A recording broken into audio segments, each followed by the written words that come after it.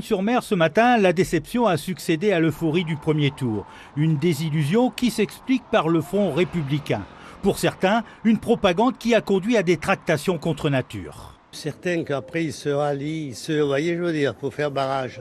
C'est pas démocratique ça. C'est pas démocratique.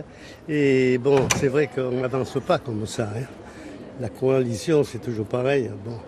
Et puis voilà, qu'est-ce que vous faire? On est un pays démocratique où les gens doivent voter là où ils ont envie de voter. Et les médias, les réseaux sociaux, etc.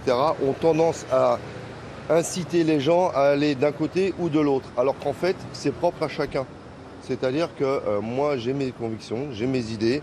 Et si un tel, il passe pas, eh ben, soit je vais voter blanc carrément, et je vais laisser faire ce que le peuple aura décidé, et je vais me soumettre à ce que le peuple aura décidé.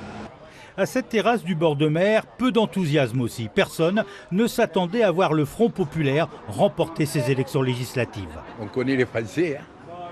Un jour, ils vous disent quelque chose, un jour, ils vous en disent un autre. Mais en tout cas, c'est bien. Maintenant, au boulot. Qu'ils essayent de sortir la France de la mouise dans laquelle elle s'est mise. C'est pas une question de racisme ni de quoi que ce soit. Je suis pas raciste, moi. Mais simplement pour redresser la France, pour qu'elle soit un peu comme on était avant. Avant, on était tranquille.